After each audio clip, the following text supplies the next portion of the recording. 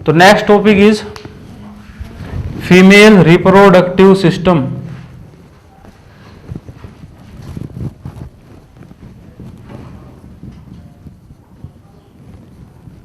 ठीक है, female reproductive system में भी इन 4 पार्ट की बात करेंगे हम। पेयर ऑफ ओवेरी की बात करेंगे, पेयर ऑफ फैलोपियन ट्यूब को पढ़ेंगे, यूट्रस को पढ़ेंगे और फीमेल वेजाइना को पढ़ेंगे। तो आइए एक रफली डायग्राम देखते हैं।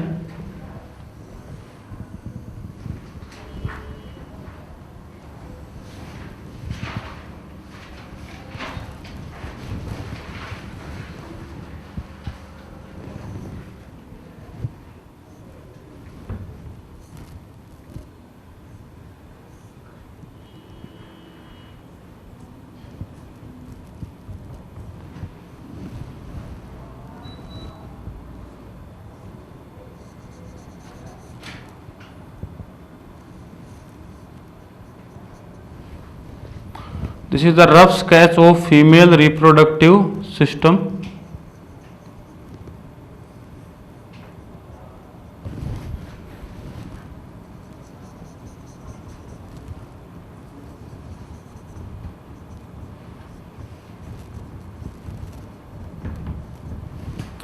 इसमें देखेंगे female reproductive system have a pair of ovary that is attached bye uterus, और ये यूट्रस से लिगामेंट के थ्रू अटैच है। लिगामेंट आपने पढ़े हुए हैं, ठीक है, जो मसल से मसल को अटैच करते हैं। ठीक है, फिर ये जो पोर्शन होता है इसे बोलते हैं इस्थूमस। ठीक है, ये होती हैं इनफंडिबुलम, सॉरी ये पोर्शन है इनफंडिबुलम का, और फिम्बरियाई।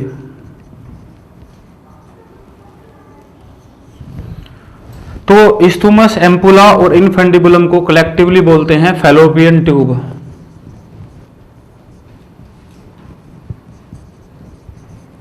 ठीक है, फिर हम बात करते हैं यूट्रस। यूट्रस की 3 लेयर्स होती हैं।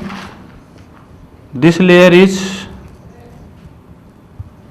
एंडोमेटीरियम, फिर एक इंटरनल लेयर है मायोमेटीरियम, और लास्ट लेयर है पेरीमेटीरियम। दिस इज वेजिना, और यहां वेजिना से पहले एक प्लग ऑफ म्यूकस होता है।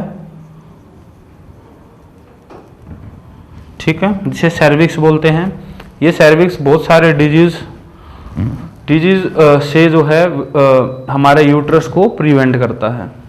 तो आइए समझते हैं इसको। देखिए वेजिना क्या काम करती है। वेजिना को बर्थ ऑफ कैनाल भी या कैनाल फॉर बर्थ भी बोलते हैं, या वेजिना जो है रिसीव करता है मेल पेनिस को, और यहां से जो है स्पर्म रिलीज होंगे, और वो स्पर्म जो है मूवमेंट करते हुए टेल की हेल्प से वो स्पर्म आते हैं फैलोपियन ट्यूब्स के पास। ठीक है, फिर in every menstrual cycle female जो है एक ओव्यूम रिलीज करती है एक ओवेरी से।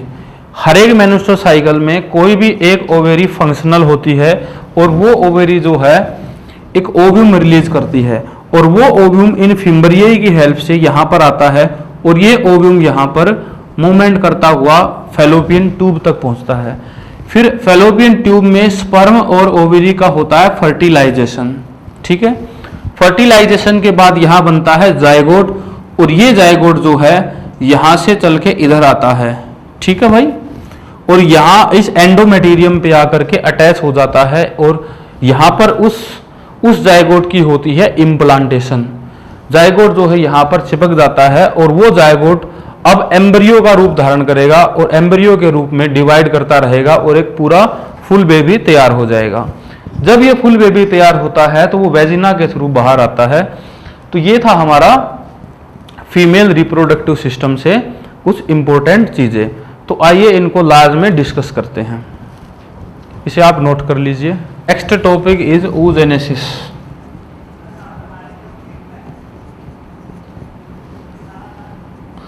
देखिए जैसे हमने स्पर्मेटोजेनेसिस पढ़ा, ऐसे ही oogenesis है।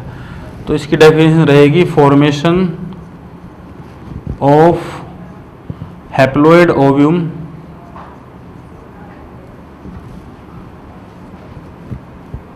फ्रॉम डिप्लॉयड ओगोनिया सेल, ठीक है, बाई मियोसिस, ठीक है। तो इसमें कुछ बातें आपको ध्यान रखनी है। जो oogenesis है ना, वो स्टार्ट हो जाती है एक फीटल ओवरी के अंदर। कहाँ स्टार्ट हो जाती है? एक फीटल ओवरी के अंदर स्टार्ट हो जाती है, ठीक है। तो उस फीटल ओवरी के अंदर, फीटल ओवरी का मतलब है कि अभी वो लड़की माँ के अंदर ही है, और उसके अंदर जब ओवरी बनी तो उस ओवरी में जो है बहुत सारी उगोनिया बनती हैं, बहुत सारी उगोनिया सेल्स बनती हैं, ठीक है। और वो उगोनिया सेल जो है, वो उगोनिया सेल उसी फीटल ओवरी के अंदर फर्स्ट मियोटिक डिवीजन करेंगे। क्या करेंगी? फर्स्ट मियोटिक डिवीजन जो है अपना कंप्लीट करेंगे, ठीक हो गया ये बात। फिर क्या होता है, उस सेल्स पे, उस उगोनिया सेल्स पे, ठीक है, या उसको हम एक नाम दे देते हैं प्राइमरी oocytes। क्या नाम दे दिया? प्राइमरी oocytes, ठीक है।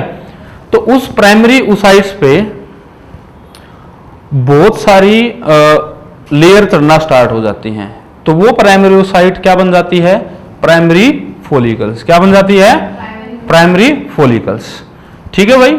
अब उस लड़की ने बर्थ ले लिया और वो लड़की प्यूबरिटी तक पहुंच रही है। तो प्यूबरिटी तक पहुंचते पहुंचते वो जो प्राइमरी फॉलिकल्स थी, ठीक है, वो फॉलिकल्स जो है बहुत सारी डीजनरेट हो जाती हैं, और प्यूबरिटी के टाइम पर 60 से 80 हजार जो है बच जाती हैं। 60 से 80 हजार प्राइमरी फॉलिकल बच जाती हैं। ये बात आ गई समझ में आपको, ठीक है। और प्यूबरिटी के टाइम पे फिर से उसके अंदर क्या आती हैं? नई नई फॉलिकल्स चढ़ती हैं। तो अब क्या नाम हो गया उसका? Secondary follicles. क्या नाम हो गया? Secondary follicles. अब वो सेकेंडरी फॉलिकल्स क्या होगा? उसके अंदर फर्स्ट मियोटिक डिवीजन ही तो हुआ था। क्या हुआ था? फर्स्ट मियोटिक डिवीजन ही हुआ था।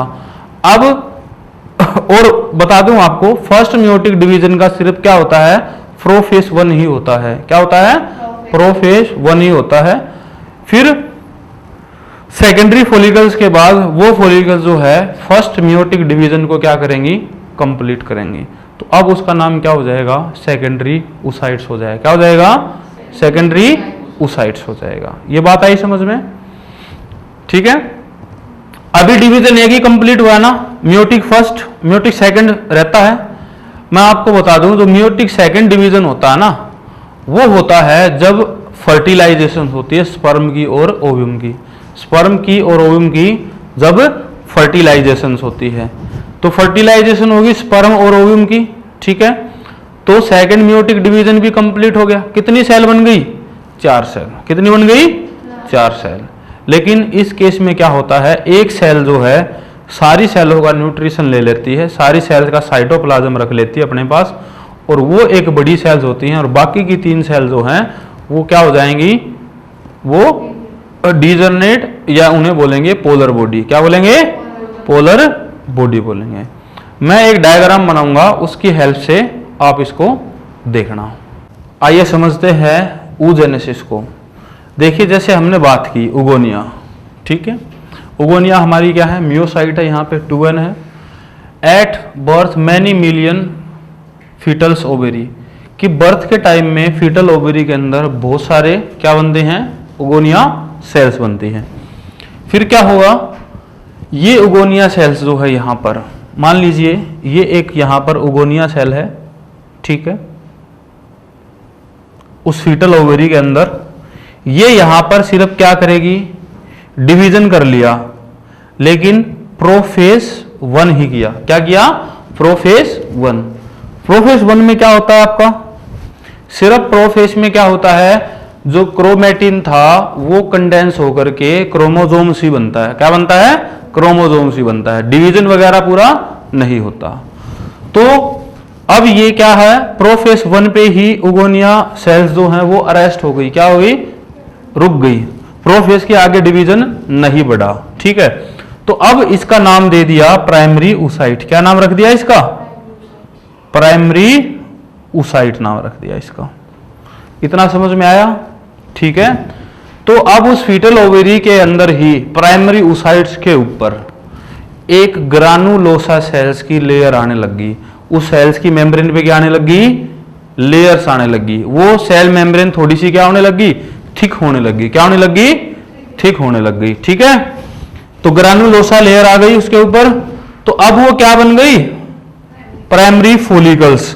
इस पे लेयर चढ़ा दो, इस पे भाई आपने एक लेयर दिखा दी कि ग्रानुलोसा की लेयर आ गई, तो ये क्या बन गई? प्राइमरी फोलिकल्स बन गई। ये बात आई समझ में आपको? ठीक है, तो ये प्राइमरी फोलिकल्स जो है, many follicles degenerate from birth to puberty, 60,000 to 80,000 left. Puberty तक कितनी लेफ्ट रह गई? 60 से 80,000 लेफ्ट रह गई। ठीक है, अब देखिए जो प्राइमरी फोलिकल्स हैं उस पे और लेयर चढ़ने लग गई, तो ये क्या बन गई? सेकेंडरी फोलिकल्स बन गई। क्या बन गई? Secondary follicles. ठीक है, फिर टर्सरी फोलिकल्स की बात करेंगे कि secondary follicles with fluid filled cavity antrum, कि सेकेंडरी फोलिकल्स में एक फ्लूइड फिल्ड कैविटी आ गई। क्या आ गई? फ्लूइड फिल्ड कैविटी आ गई, फ्लूइड भर गया उसके अंदर। उस फ्लूइड का क्या नाम है? एंट्रम। ठीक है भाई? ठीक है, अब यहां पर यह कह रहा है कि यह मियोसिस को कंप्लीट करेगा। यहां पर मियोसिस 1 क्या हो जाएगी? कंप्लीट हो जाएगी। यहां पर मियोसिस 1 कंप्लीट हो जाएगी।